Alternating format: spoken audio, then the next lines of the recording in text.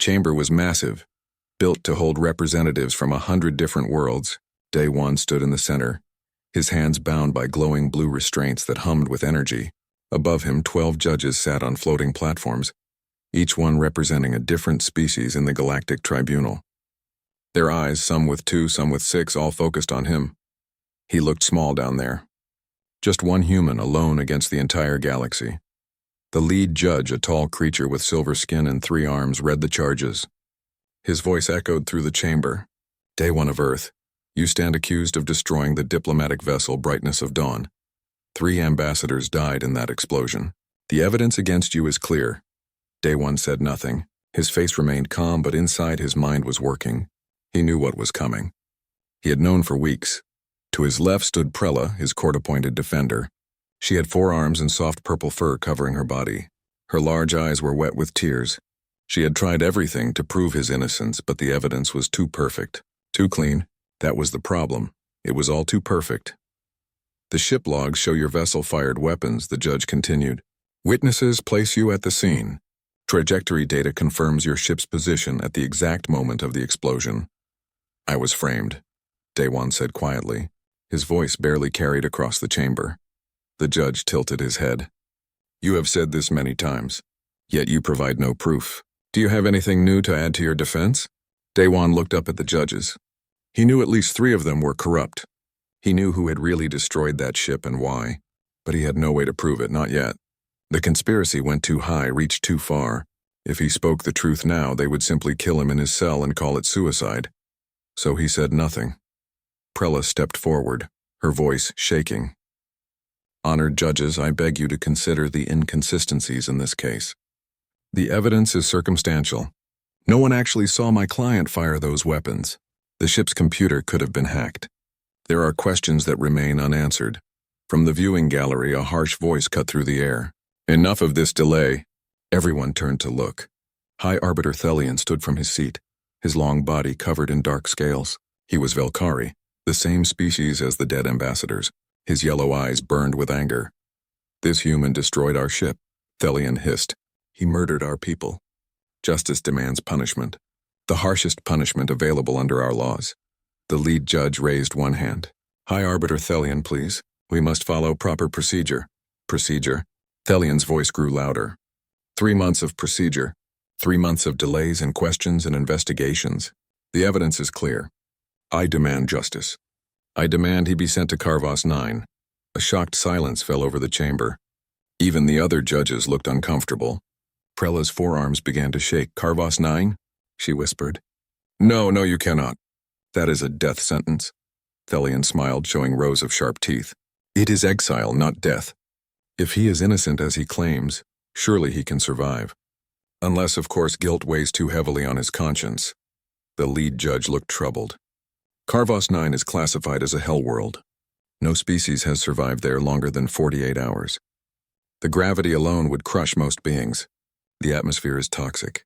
The predators are— I know what Karvos 9 is, Thelian interrupted. And I know the law. For the murder of diplomatic officials, exile to a Hellworld is an option. I formally request this sentence. The other judges began to murmur among themselves. Day One watched them carefully. He saw the fear in some of their faces. He saw the greed in others. He understood then just how deep the corruption ran. The lead judge finally spoke. We will vote. All in favor of exile to Karvos 9? One by one, the judges raised their hands. Some quickly, some slowly.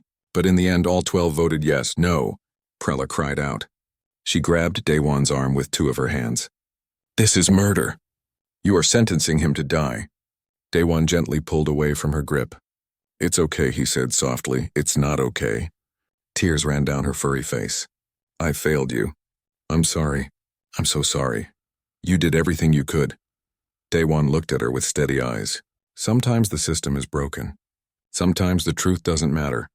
The lead judge struck his gavel. The sound rang through the chamber like a death bell. Day One of Earth, you are hereby sentenced to exile on Karvos 9. You will be transported immediately. Do you have any final requests? Day One thought for a moment. My personal things. Can they be sent to my sister? Her name is Hyrim. She lives on Earth. The judge nodded. This is acceptable. Your belongings will be delivered to your next of kin. Thank you. 2 guards came forward, large creatures covered in armor. They took Daewon's arms and began to lead him away. Prella reached out one more time, but he was already moving toward the exit. As they reached the doorway, Daewon stopped. He turned and looked back at the chamber.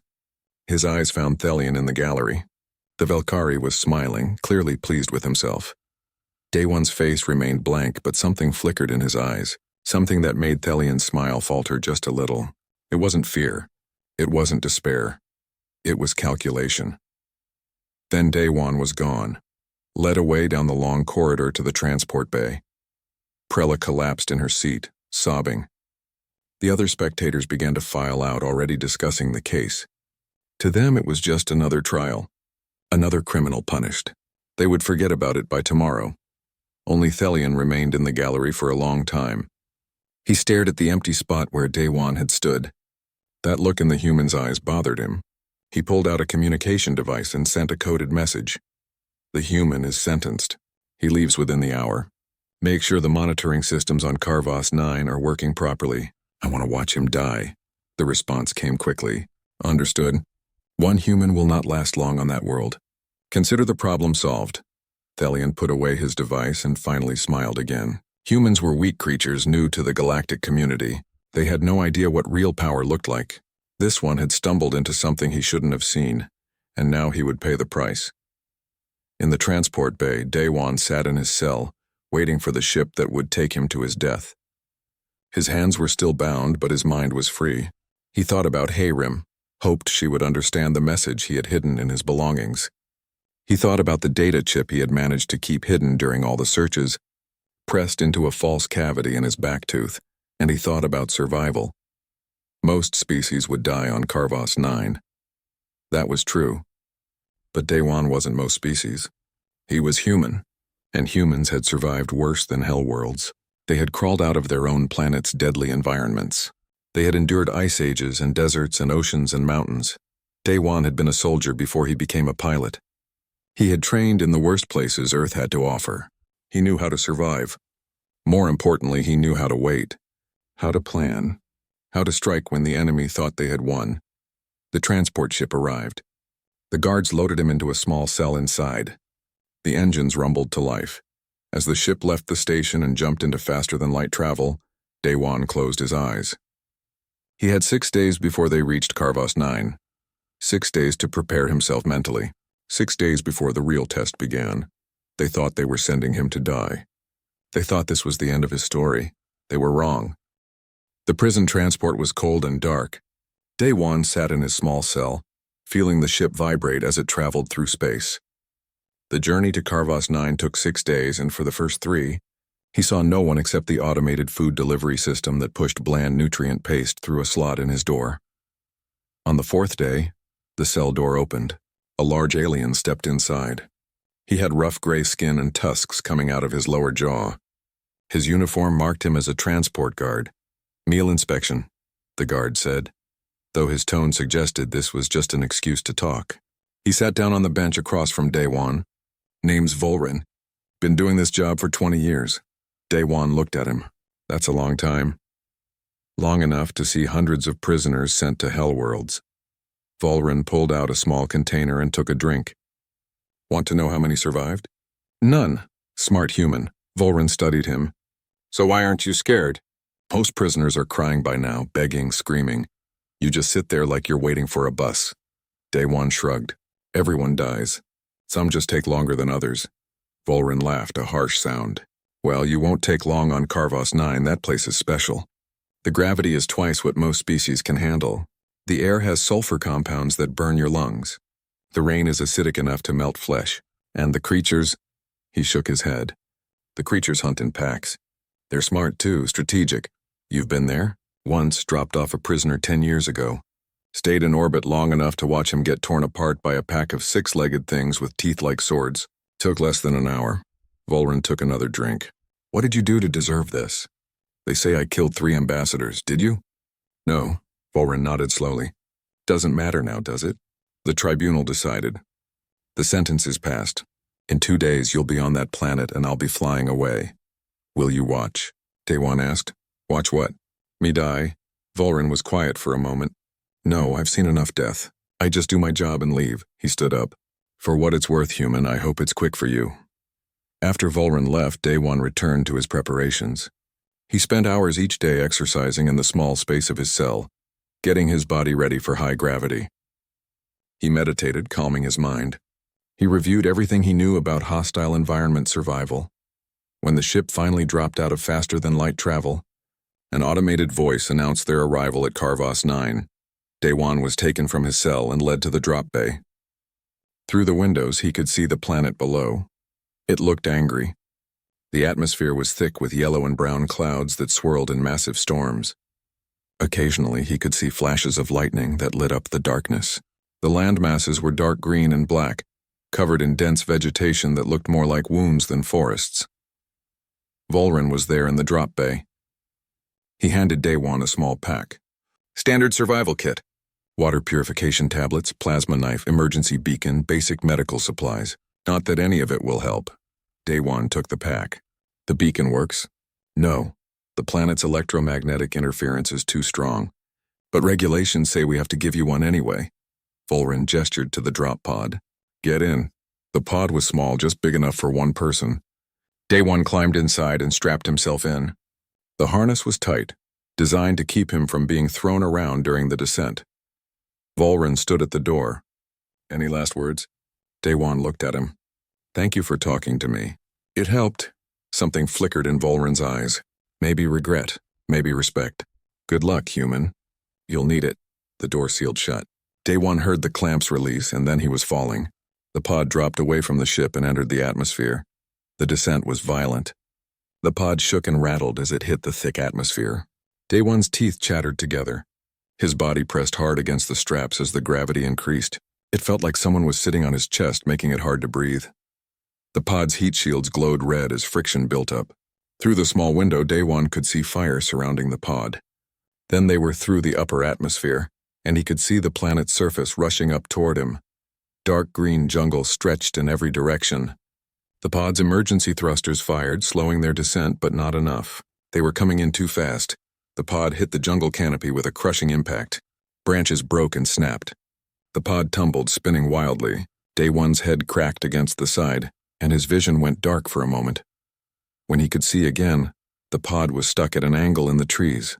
Alarms were blaring. Through the window, he could see thick yellow liquid dripping onto the pod's hull. Where it touched, the metal began to smoke and dissolve. Acidic sap from the trees. The pod was melting. Daewon's training kicked in. He released the harness and grabbed his survival pack. The door controls were damaged, so he used the plasma knife to cut through the seal. The door fell open and he dropped out onto a massive branch. The gravity hit him immediately. His knees buckled and he had to grab the branch to stay upright.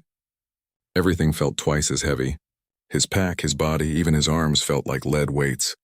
Below him, he could hear sounds, clicking, chittering. Something was down there in the jungle, and it had heard the crash. Daewon forced himself to move.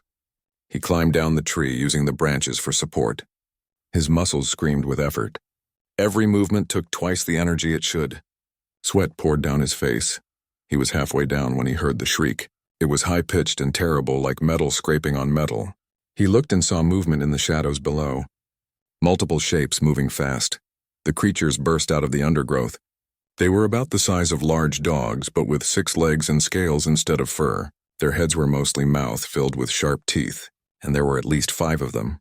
Daewon dropped the last 10 feet, his legs absorbing the impact.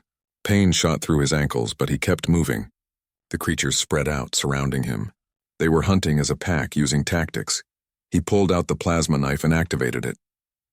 The blade glowed blue-white, hot enough to cut through metal. The creatures backed up slightly, wary of the light. They circled him, looking for an opening.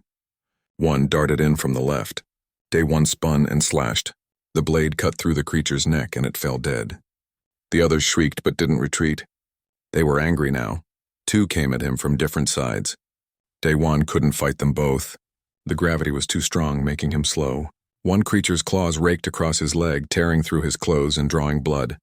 Daewon ran. He crashed through the jungle, branches whipping at his face. The creatures chased him, their 6 legs giving them speed even in the heavy gravity. He could hear them getting closer. Ahead, he saw a cave entrance, a dark hole in a rock formation. He pushed his body harder, ignoring the pain in his leg, ignoring the burning in his lungs. The cave was his only chance. He dove through the entrance just as one creature lunged. Its teeth snapped shut on empty air. Daewon rolled deeper into the cave, the plasma knife still in his hand. The creatures gathered at the entrance, shrieking and clicking. But they didn't follow him inside. After a few minutes, they left. Daewon lay on the cave floor, breathing hard. His leg was bleeding. His head hurt from hitting the pod. His entire body felt like it was being crushed. But he was alive. He had survived the first hour. Using the plasma knife for light, he explored the cave. It was shallow but deep enough to provide shelter. There were no other creatures inside. He found a spot near the back where he could see the entrance and set down his pack. His hands shook as he opened the survival kit. He used the medical supplies to clean and bandage his leg wound. It wasn't deep, but in this environment, infection could kill him just as easily as the predators. As darkness fell outside, the temperature dropped. Daewon used materials from his kit to start a small chemical fire. The warmth felt good against his skin. High above in orbit, monitoring drones recorded everything. Thousands of beings across the galaxy watched the footage. Most bet he would be dead by morning. A few wondered if he might last 2 days. None of them knew what humans were capable of. Daewon sat by his fire, planning his next move. Tomorrow he would need water, food, and a better shelter. Tomorrow he would start really surviving. Tonight he just needed to rest. He closed his eyes, but he didn't sleep deeply. Part of him stayed alert, listening for danger. It was a skill he had learned long ago in another life. Outside, the jungle screamed with the sounds of predators and prey. The acid rain began to fall, hissing as it hit the ground, and Daewon waited for dawn. The first week was the hardest. Every morning, Daewon woke up wondering if today would be the day he made a fatal mistake. The planet fought him constantly. The crushing gravity made every task exhausting. The acidic rain fell every afternoon, forcing him to stay in his cave or risk his skin being burned. The predators hunted in patterns he had to learn quickly or die, but he didn't die. By the end of week 2, Daewon had established a routine. He woke before dawn when the predators were less active. He spent the early morning gathering materials to improve his shelter. The cave was no longer just a hole in the rock. He had built a wall at the entrance using stones and clay, with a small opening he could seal during acid rain. Inside, he had organized his space with sleeping area, storage, and a workshop section. Water was his first major victory. The acidic rain was deadly to touch, but Daewon remembered his chemistry training.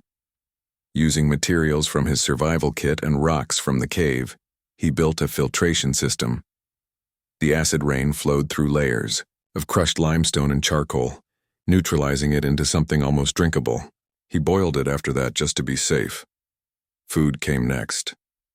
Most of the plants on Carvus 9 were toxic, but Daewon's human biology had an advantage. Humans could eat a wider range of foods than most species. What was poison to a Velkari might just give him an upset stomach. He tested plants carefully, taking tiny bites and waiting to see the effects. Some made him sick. Others became part of his diet. He also hunted. The 6-legged predators that had chased him on the first day became his prey. He learned their patterns, their hunting grounds, their weaknesses. Using materials from his landing pod and bones from previous kills, he made a crossbow. The weapon was crude but effective. The heavy gravity that made him slow actually helped his bolts fly straighter and hit harder. By week 3, Daewon had killed his first large predator. It was one of the pack leaders, bigger than the others. He used every part of it. The hide became leather for clothes and blankets. The bones became tools and weapons. The meat, cooked thoroughly, tasted terrible, but gave him protein. He marked each day by carving a line on the cave wall. By the time he reached 30 lines, he knew he had done something impossible. No one had survived a month on Carvus 9. He was making history, but nobody watching believed it would last. Across the galaxy, Daewon had become famous. The monitoring. Drones streamed footage of his survival 24 hours a day. Millions of beings tuned in to watch the human who refused to die. Betting pools formed on how long he would last. Scientists studied his movements, trying to understand how he adapted so quickly. On Station Nexus 7, Prella watched the streams obsessively. She had not stopped investigating his case. Something about the evidence still bothered her. It was too perfect, too clean. Real evidence was messy. This was arranged. She sent a message to Earth, to an address Daewon had mentioned during their brief time together. The message reached HFY 3 days later. HFY sat in her small apartment reading Prella's message. She had received her brother's belongings weeks ago. At first, she had been too heartbroken to look through them. But then she found the HFY's hidden data chip inside his watch, exactly where he used to hide things when they were children. The chip contained files, evidence, proof that Daewon was innocent, proof that the Velkari had framed him. But more than that, it contained names, dates, transaction records, a conspiracy that reached into the highest levels of the Galactic Tribunal. HFY contacted Prella back. Together they began to build a case. But they had to be careful. If the conspirators learned what they were doing, both of them would disappear. On Karvos 9, Daewon had no idea about any of this. He was focused on surviving to the next day, then the next week, then the next month. By month 2, his shelter had become a small compound. He had expanded beyond the cave, building structures using wood, stone, and materials salvaged from his landing pod. He had a rain collection system, a smoking rack for meat, a garden where he grew the few edible plants he had found. The predators had learned to avoid his territory. After he killed 3 more pack leaders, the others understood that this area was dangerous for them. They hunted easier prey elsewhere. Daewon even managed to domesticate one of the smaller creatures. It was a herbivore about the size of a cat, with big eyes and soft fur. It had wandered into his camp one evening, attracted by the smell of his cooking. Instead of chasing it away, Daewon fed it. The creature came back the next day, and the next. Eventually it stayed. He named it Bomi after his childhood pet on Earth. Bomi helped him by alerting him to dangers. Her hearing was better than his, and she would make a chirping sound when predators were near. The galaxy watched in amazement. What had started as a death sentence had become a survival documentary. Children watched Daewon's streams in school, learning about human resilience. Scientists wrote papers about his techniques. Artists made paintings of him standing on cliff edges, staring out at the hostile world he had conquered. But High Arbiter Thelion was not pleased. In his private chambers, Thelion watched the streams with growing anger. The human was supposed to be dead. This was not part of the plan. Every day Daewon survived was another day he could potentially be rescued. Another day he could tell someone what he knew. Thelion sent encrypted messages to his associates. They had to find a way to shut down the streams, or better yet, to ensure Daewon never left that planet. But the monitoring drones were protected by galactic law. Shutting them down would raise too many questions. There was another option, though, a riskier one. By month 3, Daewon had settled into his life on Karvos 9. It was hard, but he was surviving. More than surviving, he was adapting. His body had adjusted to the heavy gravity. He could move faster now, with more confidence. His muscles had grown stronger. His lungs had adapted to the sulfur in the air. He spent his days hunting, gathering, improving his shelter. He spent his evenings by the fire, talking to Bomi, thinking about home. He missed HFY. He missed real food. He missed the sky of Earth, which was blue instead of sickly yellow. But he also felt a strange sense of peace. On Karvos 9, there were no lies, no politics, no conspiracies, just survival. There was something honest about that. On the 91st day, Daewon stood on a cliff overlooking the jungle. The sun was setting, casting orange light across the canopy. He had noticed one of the monitoring drones hovering nearby, its camera focused on him. For 3 months, he had ignored the drones. But today, he decided to send a message. He walked to the edge of the cliff and looked directly at the drone. His face was harder than it had been 3 months ago. His skin was tanned and scarred. His hair was long and tied back. He looked like someone who had been to war and won. "I know you're watching," he said clearly. His voice carried across the wind. I know what you did and I'm coming back. The message spread across the galaxy within hours. News networks replayed it constantly. Social media exploded with speculation. What did he mean? What did he know? Was he claiming innocence? Prella watched the clip 50 times. Tears ran down her face. He was alive. After 3 months in hell, he was still alive. And he was fighting back. Thelian watched the clip once. Then he smashed his communication device against the wall. Get me Commander Vex, he hissed to his assistant. Tell him I need a team. Small. Discreet. They need to go to Carvos 9. For what purpose, High Arbiter? Equipment recovery, Thelian said coldly. There was valuable technology in that drop pod. We need to retrieve it before it's damaged beyond repair.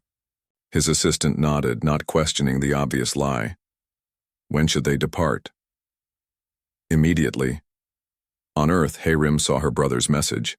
She was sitting with a young woman named Jiwan, a human who worked in Tribunal intelligence. Jiwan had skills with computers that were almost magical. Together, they had been piecing together the conspiracy. He's alive, Hayrim whispered. He's really alive. He's more than alive, Jiwan said, watching the clip. He's ready. Whatever plan he has, it's starting now. Can we help him? Jiwan's fingers flew across her keyboard. I've been monitoring Velkari communications. They're planning something. I think they're going to send people to kill him. We have to warn him. We can't. There's no way to communicate with Carvos 9. The electromagnetic interference blocks everything. Jiwan paused. But I can make sure the whole galaxy is watching when they try. Back on Carvos 9, Daewon returned to his shelter. He didn't know about the assassins coming for him. He didn't know about his sister's investigation, but he knew that his message would provoke a response. He began preparing. He had 3 months of experience on this planet now. He knew the terrain. He knew the predators.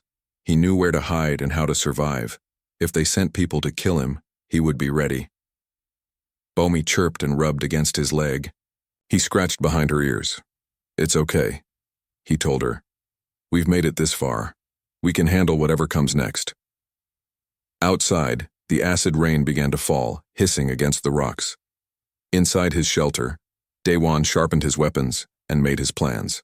The impossible survival was about to become an impossible war. The 3 Velkari assassins arrived on Carvos 9 under cover of official business. Their ship landed far from Daewon's territory, in a clearing that their sensors marked as relatively safe.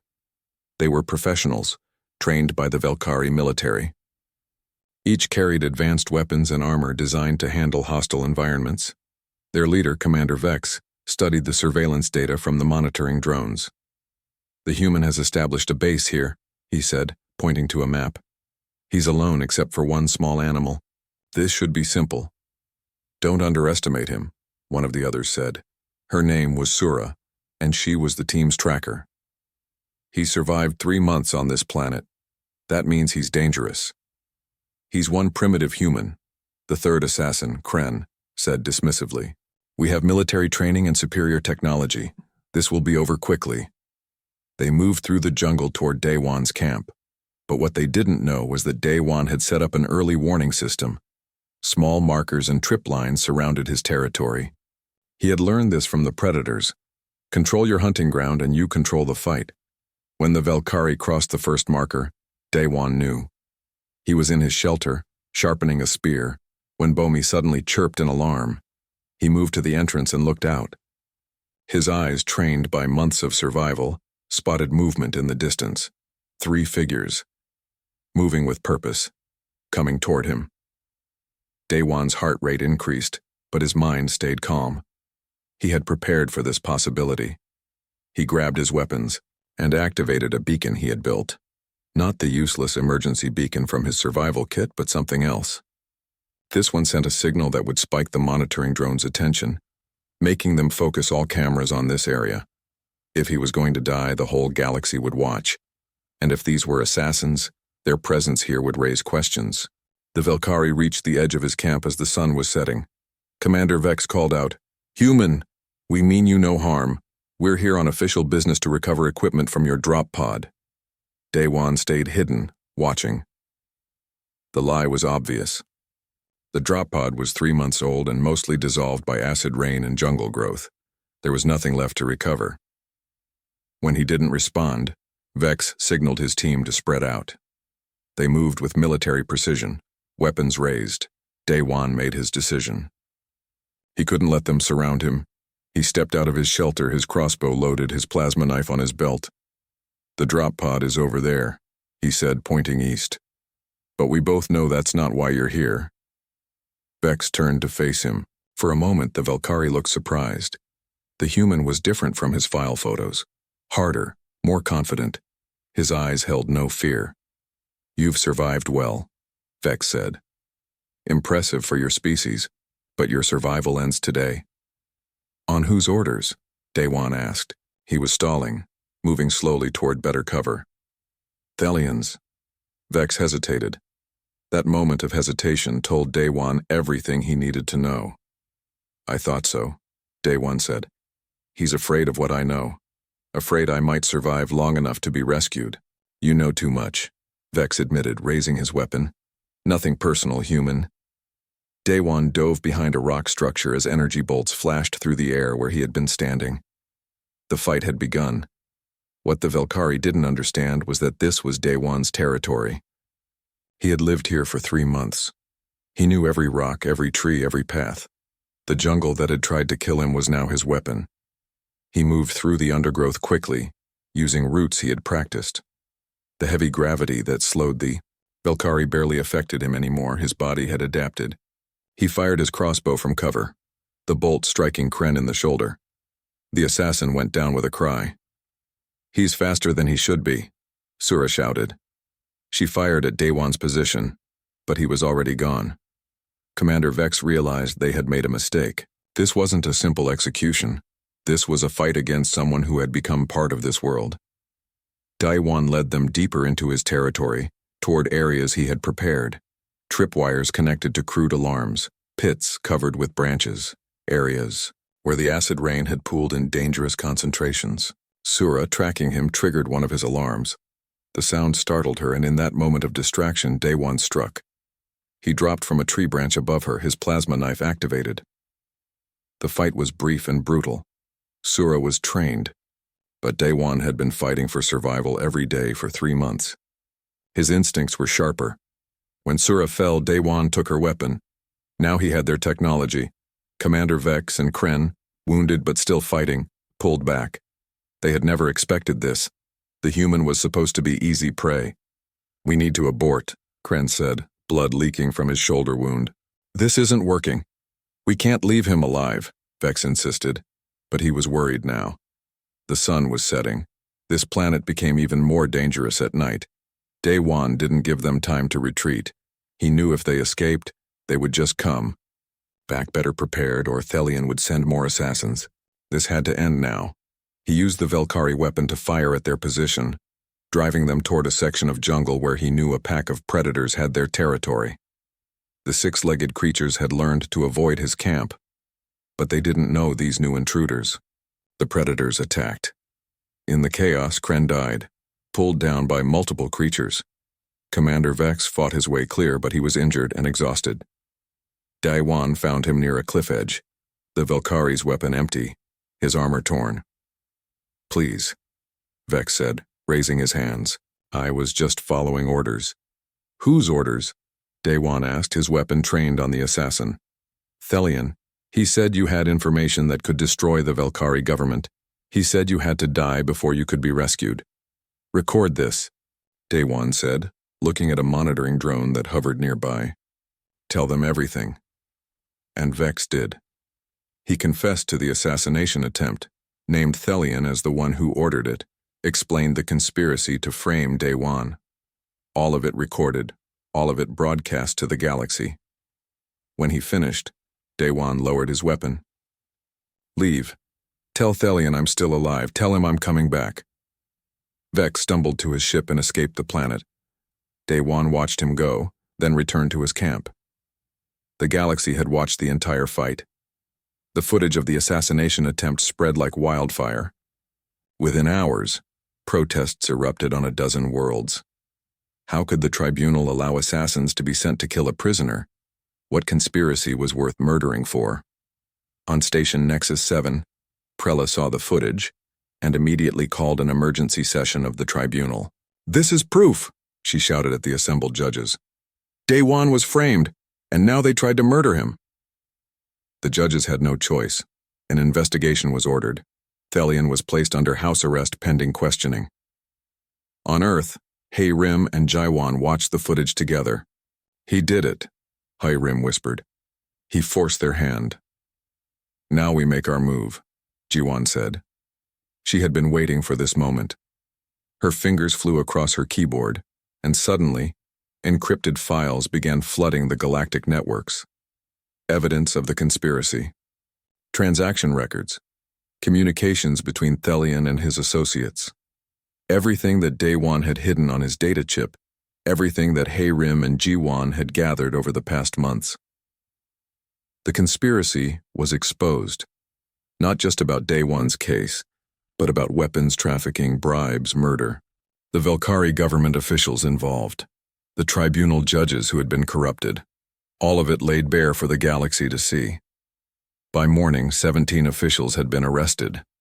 The Velkari Empire was in chaos.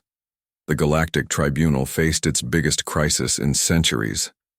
And on Karvos 9, Day One sat by his fire, exhausted but alive. Bomi curled up next to him, purring softly. He had done what he set out to do. The truth was out. The conspiracy was exposed. Now he just had to wait for rescue, but he also knew that his life would never be the same. He had become a symbol. The human who survived the unsurvivable. The man who brought down a conspiracy from a hellworld. He looked up at the stars through the jungle canopy. Somewhere up there, ships were probably already preparing to come get him. The tribunal would want him back for the trials. The media would want interviews. Everyone would want a piece of him.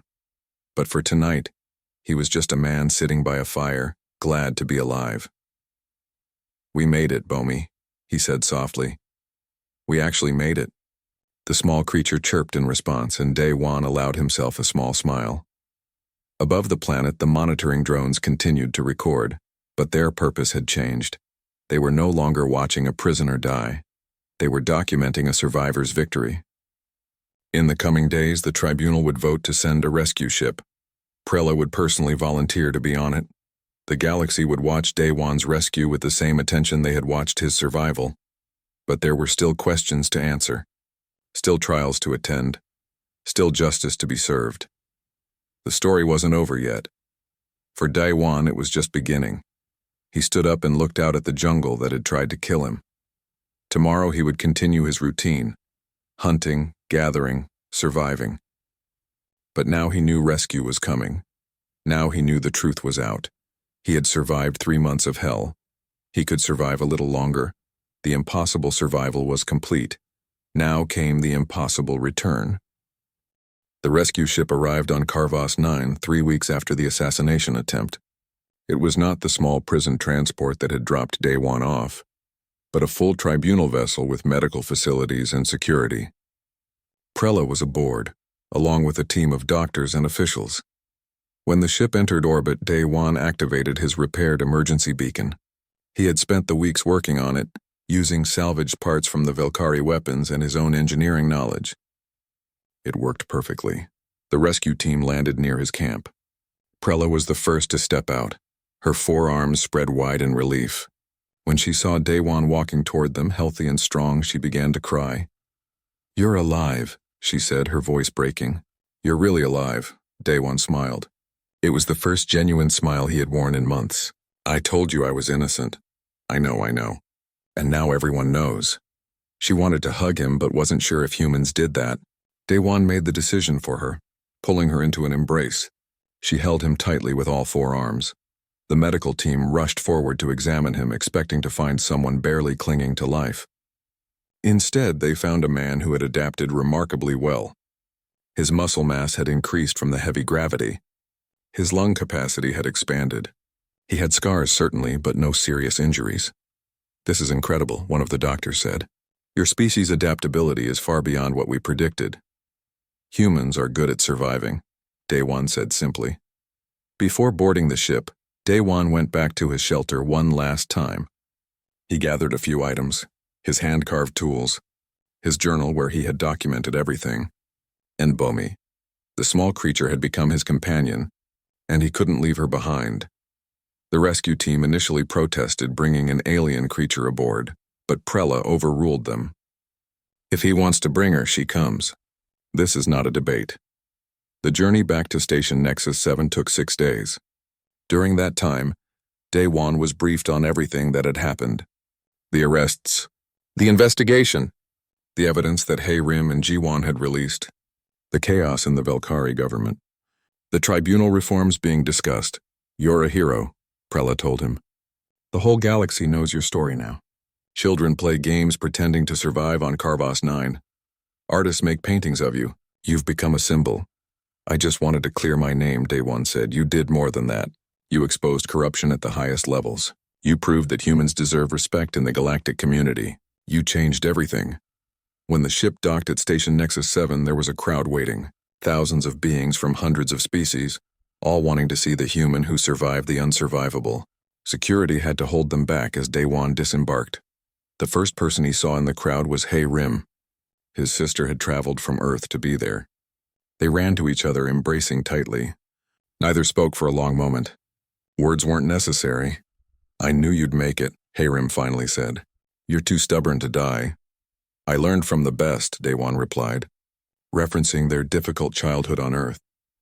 Standing next to Hayrim was a young woman with sharp eyes and quick movements. I'm Jiwon, she said, bowing slightly. I helped your sister with the data. Thank you, Daewon said sincerely. Both of you. I couldn't have done this without you. The trial of High Arbiter Thelion and his co-conspirators was scheduled to begin immediately. The tribunal wanted swift justice to restore public confidence. This time, the proceedings would be very different from Daewon's original trial. The Grand Chamber was packed beyond capacity. Every species in the galactic community wanted representation present. The 12 judges had been replaced. 4 of the original judges had been arrested for corruption and the rest had resigned in shame. New judges, carefully vetted, now presided. Daewon sat in the witness section, no longer in restraints. Next to him sat Prella, now serving as the chief prosecutor. On his other side was Hayrim. Bomi was curled up in his lap, occasionally chirping softly. High Arbiter Thelion and 16 other Velkari officials sat in the defendant's area, all in neural restraints. Thelion looked smaller now, his scales dull, his yellow eyes filled with barely controlled rage. The lead judge, a dignified being from a species known for their fairness, opened the proceedings. This tribunal acknowledges the grave miscarriage of justice that occurred in these halls. We gathered today not only to try these defendants, but to restore faith in galactic law. The evidence was presented over 3 days. The weapons trafficking, the murder of the real attackers of the diplomatic vessel, the framing of Daewon, the corruption of tribunal officials, the assassination attempt on Karvos 9. All of it laid out in excruciating detail. Prella was brilliant in her prosecution. She had spent months preparing, and it showed. She called witnesses, presented documents, played recorded confessions. She dismantled every defense the conspirators attempted. When it was time for Daewon to testify, the chamber fell silent. He walked to the witness platform, the same spot where he had stood months ago as a defendant. But now everything was different. Tell us, the lead judge said gently. What happened? Daewon told his story. Not just about the false charges, but about everything. His time on Karvos 9, his survival, his fight against the assassins. He spoke clearly and honestly, his words carrying the weight of truth. When he finished, he added something that wasn't in his prepared testimony. I was angry at first. Angry at the injustice. Angry at being sentenced to die. But my time on that planet taught me something. Survival isn't just about staying alive. It's about maintaining your integrity, your truth, even when the whole universe seems to be against you. He looked directly at Thelion. You thought sending me to a Hellworld would silence me. Instead, it gave me time to become stronger. Strong enough to come back and face you. The chamber erupted in applause.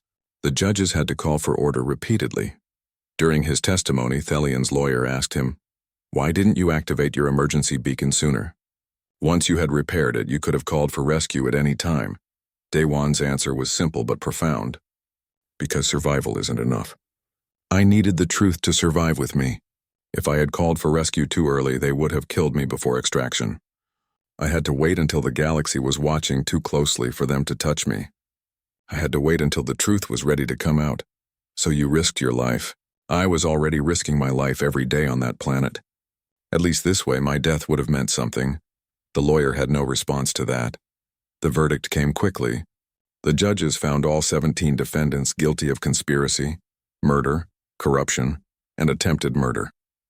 The sentences were severe. High Arbiter Thelion received life imprisonment. Others received decades of detention.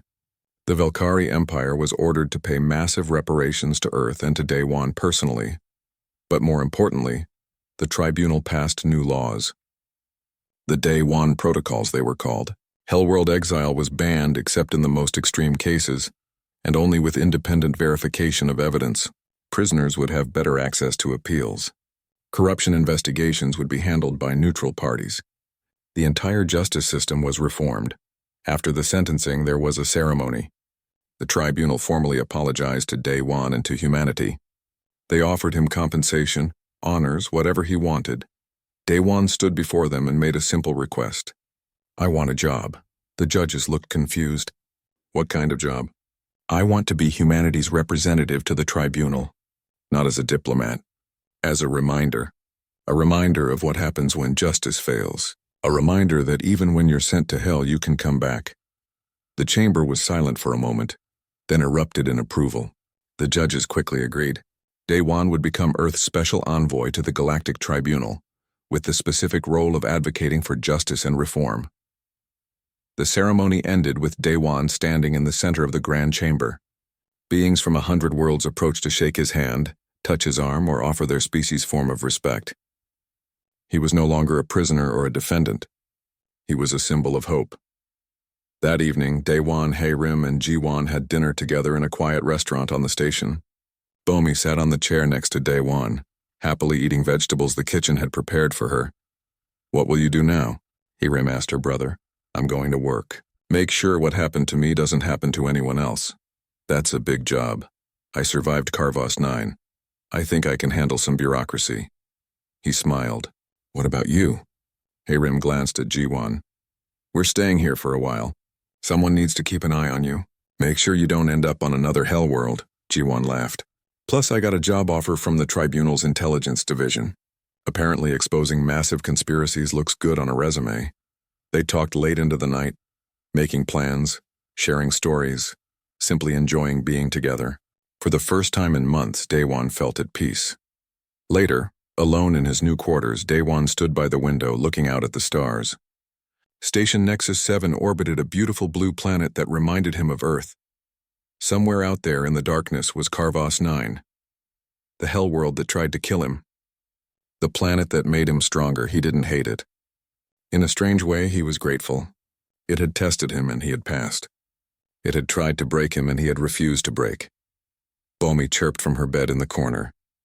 Daewon smiled and went to sit next to her, scratching behind her ears.